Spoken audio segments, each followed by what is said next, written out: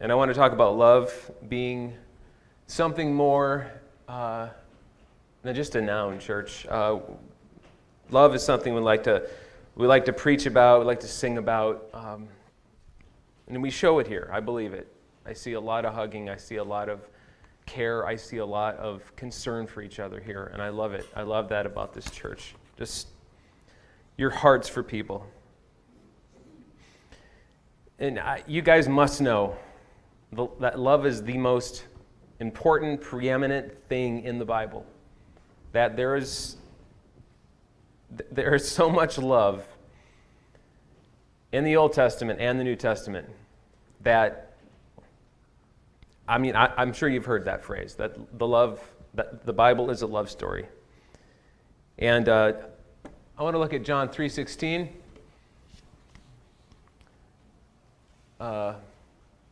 And as I said before, love, here's a definition that I came to find. It's not a noun to be defined, but a verb to be acted upon. Now, a little bit of what I'm going to do today is I'm going to pick some words out of some verses and some phrases that I want to emphasize. And I'm not going to ask for anybody's response on a particular verse or phrase, so I don't want anybody to shout it out, but I want you to think about what verb verb or noun, I don't want to give you guys some help, but which word in the sentence, that's what I'll say, that I'm emphasizing. And we all know this verse, right, church? It's plastered on people's cars and trucks. People hold up signs at football games, and you see it at the end zone after somebody scores. It's on TV. It's even on the bottom of your In-N-Out cup, if you didn't know. I think it's the large. Because that's what I always get. But love, that word, and especially this verse, is everywhere. I can't even imagine how many people, just in the last 50 years, because of how much it's everywhere and plastered everywhere, people have heard it, and they know that verse. So what word do you think I'm going to choose from this sentence, this verse? I'm going to choose the word so. Rick's doing great. The definition, you guys, of the word so is to such a great extent. I don't know if you've ever looked up just random words in the dictionary, but I started doing that, especially as I was going through this series. So, it's to such a great extent that we cannot even begin to conceive how much God loves us. It is so much. We cannot even put enough O's in the word so to understand the volume of love that God has poured out on us, church. Love is said to be the most powerful and motivating word that can ever be spoken by us. When someone says you are loved, especially when it's in an unconditional way, it changes so much about someone's motivation, again, about someone's temperament, about someone's choices. And I don't know if any of you know, I've talked a lot about my day job, which I haven't done in 4 months because of my condition. But I used to work with families and teach them a lot of different things. And it would be with families that are just a mess. Don't know how to do structure in their home. Don't know how to control anger management issues. Don't teach their children how to cope with struggles. And I have my boss, a social worker, give me a list of things I need to work with their children on. Of course, I need to work with the parents too, because they're the ones that need to model those things. And I just want to bring this up because part of my job then is to teach caregiver skills, and I teach these parents the importance of reinforcing their kids with the simplest little thank yous, and you did a good job on this, and And this could be just about the fact that they picked up a toy or took their plate to the trash. And I tell parents, you've got to recognize these things in your kids. Anything you can reinforce, the smallest thing. You put your gum in the trash instead of stuck it to the bottom of the table. And I tell them, do these things. Motivate your kids with love. And then I can get them to the point where I can say, tell them that you love them before they go to bed. They say, well, they know I love them. Tell them that you love them. And the amazing thing is, I'll come in the next day, because I'll be at somebody's house 3 hours a day, 5 days a week doing this job. And sometimes it's less, sometimes it's more. But I've left my job and come in and I've gotten my paperwork out and I've asked, okay, so how did the night go? And I've had parents say, oh my gosh, I told my son I loved him last night and he reached up and hugged me. And then he got up for school like 10 minutes early and he came down and he was pleasant and he asked for breakfast. He didn't scream at whatever he wanted or however he wants to demand something. He was kind. And we talked about what the day was going to be like. And when he'd get home, and maybe what we would do, and this would be, of course, after I taught structure somewhat, that he'd come home and do his homework and do this, and then we get to dinner. But seriously, everyone needs to know they are loved, and they need to hear it every day. And I sometimes miss opportunities here to tell you I love you. And I will tell everybody that I love them. It's the simplest form to just prove to another human being that they matter. The simplest form, church. Now my wife, stay on this slide. She talked about how uncomfortable she can be around homeless people last week. And I can admit it's taken me a while to reach that point as well. But I have tried, and I've built up my ability, my tolerance, just my acceptance to homeless people. And it's been through the process of me dealing with cancer that God's opened my eyes up to a world of people.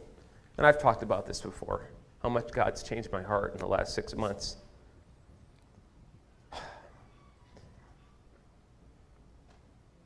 It's a new thing for me. And I don't want to draw attention to myself. This is not about me. And I ask for your forgiveness if my humility, and to God too, because I'm not trying to draw attention to me. This isn't what great things I've done. And actually last month when we were talking about service, Jen, I came home one day because I had like 2 or 3 stories of just awesome things that God's been using me to do. And I was like, oh, I can't wait to share this during the month of outreach. Oh, it's going to be so cool. And she reminded me of the fact that it's not about what we've done. God gets the glory. I'm just the tool that he's using to do this for people. But I did something this week. I don't know what to call it other than like a paradoxical experiment. I spent a lot of time at Starbucks. I don't have a daytime job. Unless I get to preach like today. So I got started on my sermon, and I walk up to Starbucks, the one up the street here, and I sit with whoever I can. Well, not just like, can I sit across from you because there's a seat here? There's a big table there. It's one of those 10-seater tables, and everybody plugs in and gets their spot, and they don't only plug in their computer or their iPad, they plug in their ears. And I'll admit, I do exactly the same. I put on something really soft, something I can pray and hear God still speak, and I research and I read and I study, but I'm plugged in. And I don't know if this was a God thing, actually, church, but I started thinking, I'm dressed like a normal person. Well, whatever you guys consider normal. You're all dressed the way you want to, and there's no judgment about that. If this isn't normal, okay. I didn't dress like this. I had a t-shirt on and jeans and this hat and This is my favorite hat right now, and it keeps my head really warm. So, because it's cold right now when it's so short. But I was just dressed normal, like somebody at Starbucks, not hipster or anything like that. I don't go that way. But I was struck by an idea, and I thought, okay, I'm going to see if anybody responds to something I'm going to do right now. Filled room with people getting their drinks behind me, people walking in and out. Two people across from me, one next to me, one on my left, two people at the ends of the table, totally packed out. And I'd been there for a couple hours, so people had seen me sitting there. They knew my person was there. I was right there. And I put my computer screen on black. And nobody saw what I was there doing. I didn't have my Bible with me because I was using my computer to look up verses and to look up things, my commentaries that I have on my computer. And I just had a notepad that I was writing things on. But I decided I'm going to take my hat off and I'm going to set it on the table next to me. And I'm going to take my glasses off. And I'm just going to sit at the table. And I'm going to try a little experiment. And I literally just put my fists on my forehead. And I kept my eyes open. And that entire time that I sat there with my eyes open, I just prayed with my eyes open. And God, well, as you can see, I cry a lot. God just brought tears to my eyes. But they were tears of just crying out and saying, God, I know I'm not hurting right now. I'm blessed by you. I'm loved by you. And again, my eyes are open this whole time. And then I would be quiet and just sit there. And I'd sniffle, and there'd be tears. And I would just look down. And I did this over 20 minutes. And I can't see any of you now, and I want to put my glasses back on. But guess how many people came up to me to just ask me if I was even okay? Are you okay? Do you need something? A cup of water? Nobody came up to me and asked me if I needed anything. The entire time I was there.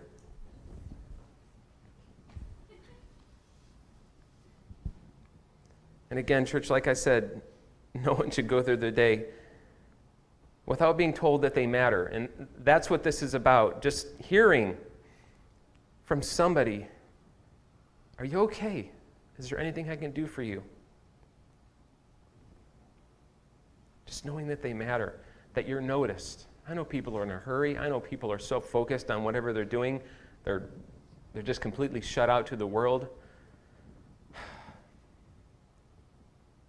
But I urge you, church, this is where I've realized the change I need to have in my life, and I urge you to have this in yours. Just to see people. When you can say, you matter, you are loved, especially when you can conclude it with especially to God. Your life is important. Can we go to the Matthew 9:22 verse, Rick? Let's read this aloud. It says in Matthew 9:22, but Jesus turned around. Daughter, be well.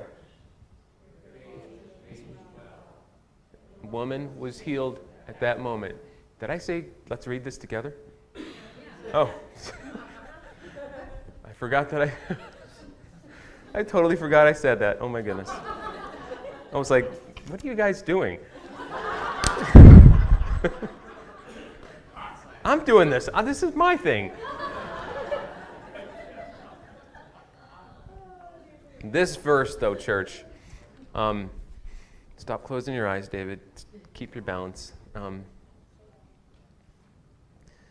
This verse came to me as I was just reading through some verses in Matthew. Okay, it was a God thing. I can't even tell you how or why.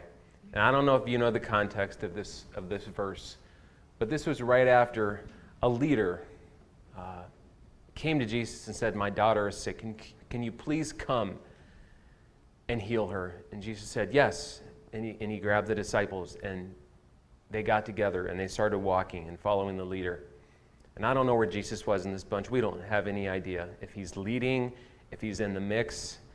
My guess is Jesus is near the front, but I have no idea. We don't have any idea. And this woman, her backstory is she had a flow of blood, and that's how I'll describe it. She had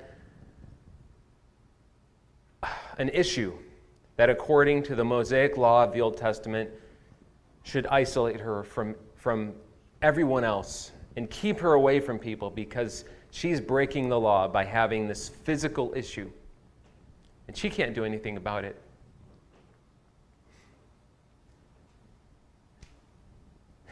And my favorite part, here's my question about what's the phrase in this verse. But Jesus turned around when she reached for the hem of his garment, church. He didn't keep going. He turned around and he said, "Your faith has made you well. Daughter, be encouraged." And the woman was healed at that moment. But Jesus turned around. And you can go to the next slide, Rick, that'll be blank. And I heard this really cool thing about God the other day, church. I want to talk a little bit about the Christmas story as we're getting closer to it, and just emphasize something. I heard this really cool thing about God. It's that God, in this season, he actually moved toward us to demonstrate his love for us. And I never thought of it that way. You always think of God as sending his son, sending him down, sending Jesus in the physical form, and we got this manger, and we have this really, I don't know if there's a nativity scene in here. There's so many things we decorated. But I think of that small setting, and here's Jesus, and just some shepherds that came and saw him. And it was a quiet night. And God sent Emmanuel, God with us. This was an awesome way, an awesome gift. It was the way that we could come to him, that we could reach him. And in sending his son, church, he demonstrated how much he loves us, how much he wants us. He moved towards us, church, not away from us. And this began the erasing of that Mosaic law, church. The Mosaic law, which isolated that woman from having any opportunity to come to Jesus. She had to crawl on her hands and knees, probably hidden, trying any way to get to Jesus. There was judgment. There was rejection that she experienced. And if you're anything like me, church, I ask God, why? When I ask why, it's to ask him, why do you want me? I'm sinful. I'm dirt. I'm worthless. I don't deserve your love. That I'm not good enough. How many of you guys like to hear you're never going to be good enough? You want to play lacrosse? You're never going to be good enough. You want to play drums? Forget it. You're never going to be good enough. Who likes to hear that they're never going to be good enough?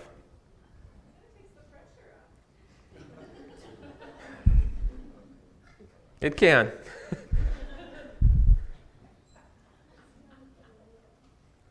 But here's the thing about never being good enough, church. With Jesus, we aren't. We are never going to be good enough.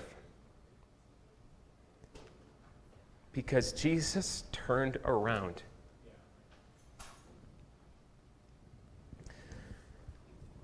Next thing we're going to focus on, two greatest commandments in the Bible. Let's read these out loud since I asked you to before, and I don't want to forget.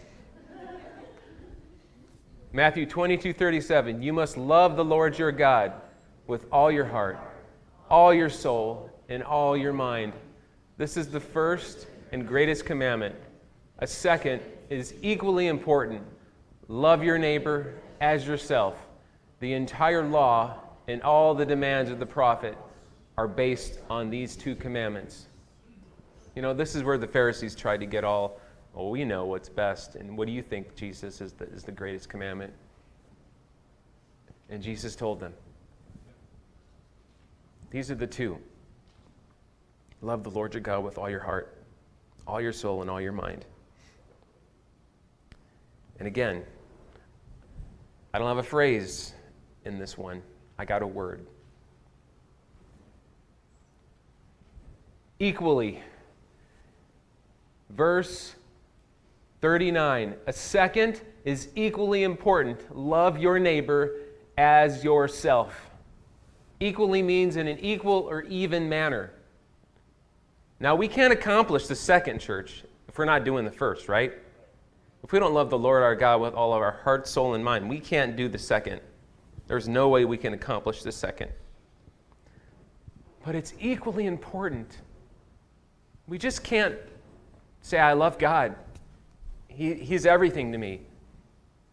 Oh, God, thank you so much for what you're doing in me today, for how you're speaking to me.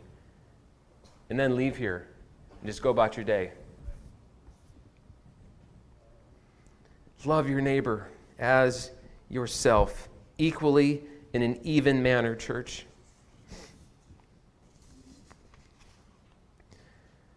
Now, neighbor. I don't know if some of you are thinking, okay, love your neighbor. All right, I got so-and-so across the street. The Wilhelms are living over here. The Smiths are across that way. I got that neighbor upstairs that's always banging things. I got that woman lives below me that's, I know her name, but and she's always needing sugar and flour, and it's driving me crazy.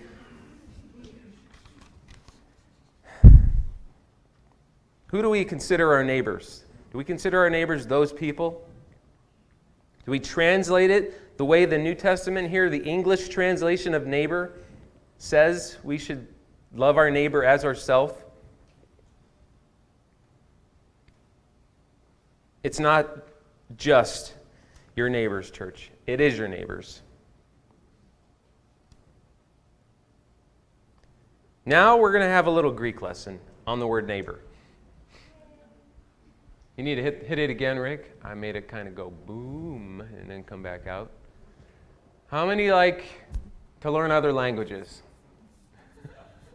I don't, but I took Greek when I was in Bible college, so I know a little bit, but I still had to look up this word. I know how to spell or read things in Greek, but I obviously wanted to give you guys, which is the second word, the English transliteration of the word neighbor, and that says plesion, pi, lambda, epsilon, sigma, iota, nu.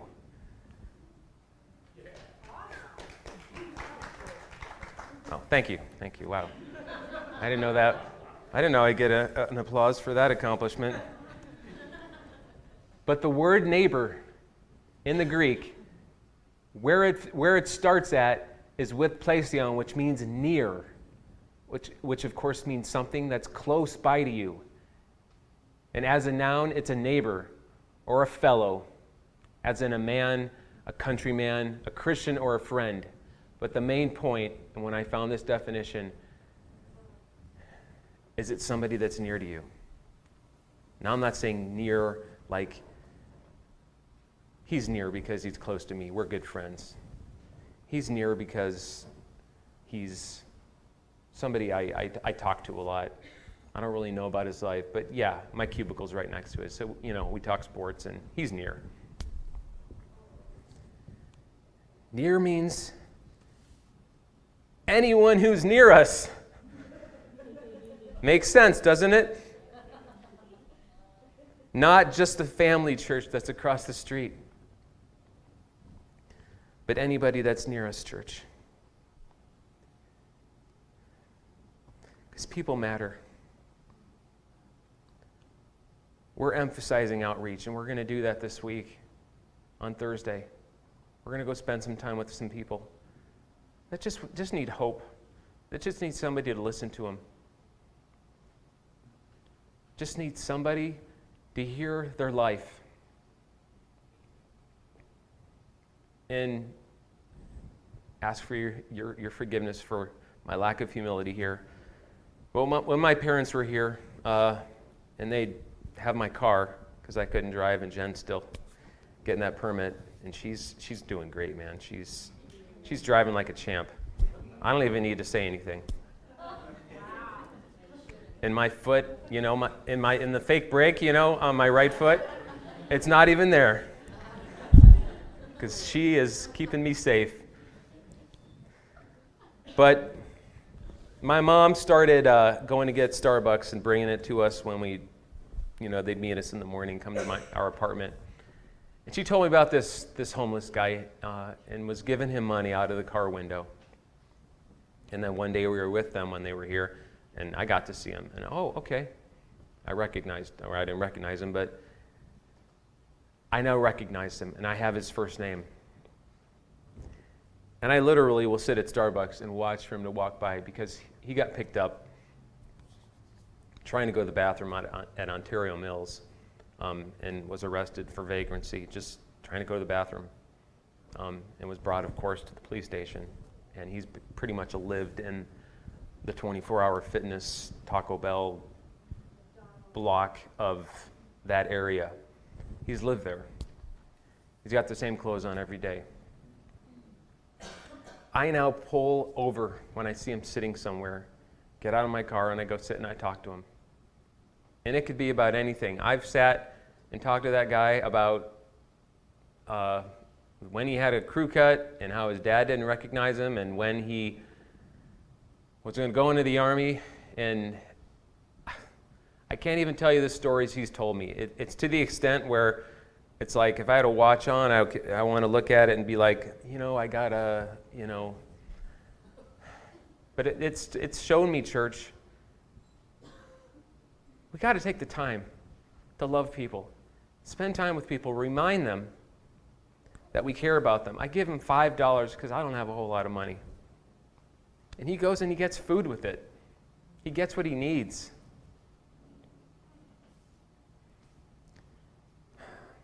Hurt is everywhere, church. Abuse, neglect, emotional damage.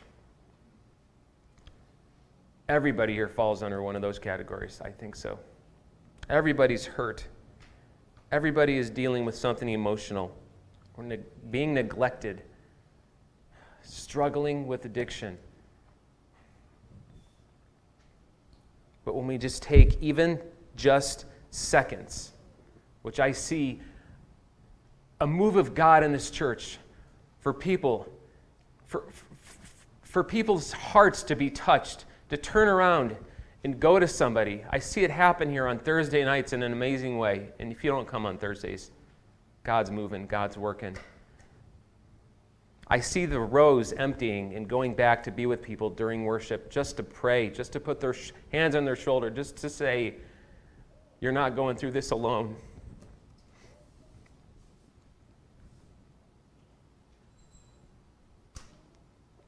We need to encourage. We need to show people a life of being set free. Even if they find, it doesn't matter where they go to church. We just want to see people come to Jesus. If we do this, church, we have fulfilled the second commandment. But like I said before, church, because if we're fulfilling the second commandment, we are living the first commandment, which is equally important. Remember this phrase, church. But Jesus turned around. When you're walking out of that Starbucks and God puts it on your heart to turn around and ask that girl that just looks like life is tearing her down, Go back in and just put your hand on the table and just ask her or ask him, is everything okay? Is there anything I can do for you? And I can't even tell you how many times I've been rejected. And people have said, no, I'm fine. I don't need anything. But I always tell them, no, you're worth it, though. I love Jesus and I love people. And I want you to know you're worth it, especially to God. God bless you. And that's what I will say to people.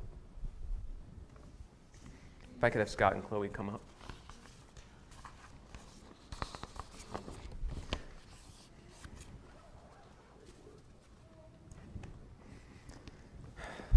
Scott and Chloe are going to do a number, a song called Alabaster Box, and I just want to introduce it as they get ready.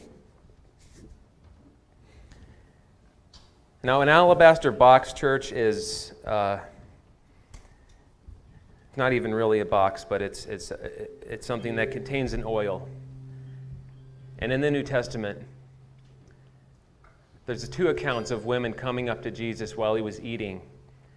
And they literally took this very expensive oil and they poured it on Jesus' feet and washed his feet. They were giving all they had to him in doing this.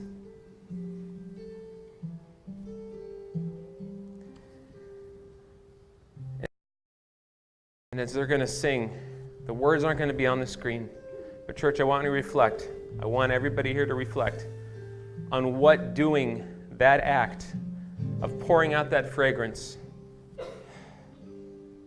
is, how they worship God with the little bit that they had, how they worship Jesus with the most expensive thing they probably owned. Most expensive thing we own is our hearts, church. That's what God wants so much. We don't think of our hearts that way, but he wants our hearts so bad. He gave his son for him. It is the most expensive thing we have. And if anybody here has not given their heart, their life to Jesus, I ask that you don't leave this place without knowing that your life is in his hands, that he is going to set you free from whatever you're dealing with, and that you're going to pour out your worship to him. Let's pray. Father God, I thank you so much that you came to us. You moved toward us.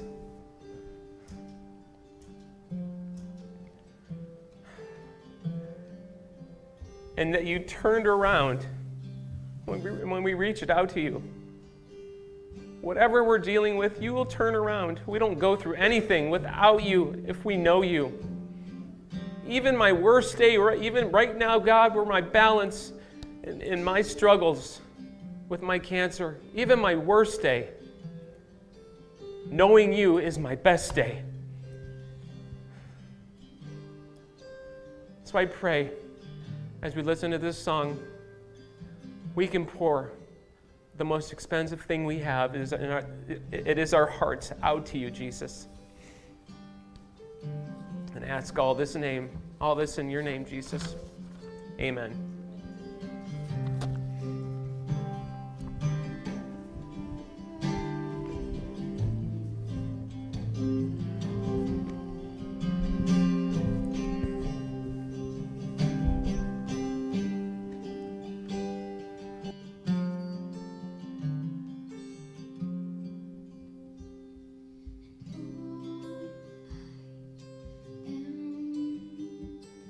Is all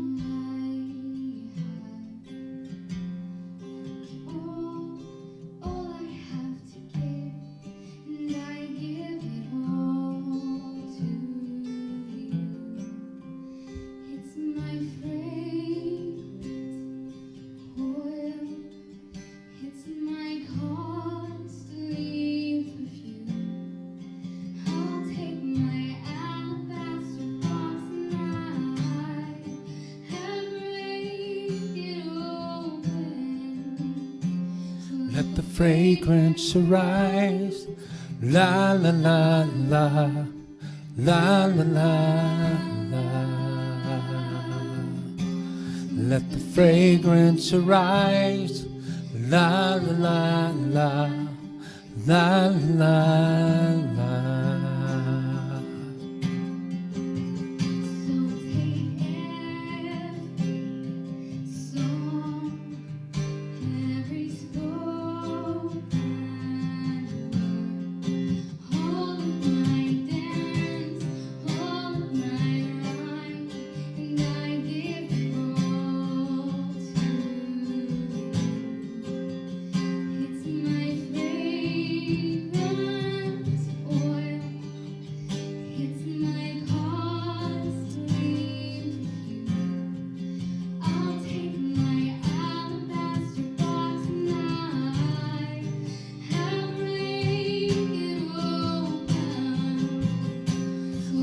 Fragrance arise, la la la la, la la la la. Let the fragrance arise, la la la la, la la la. Let the fragrance arise, la la la, la la. Fragrance arise, la la la, la la la.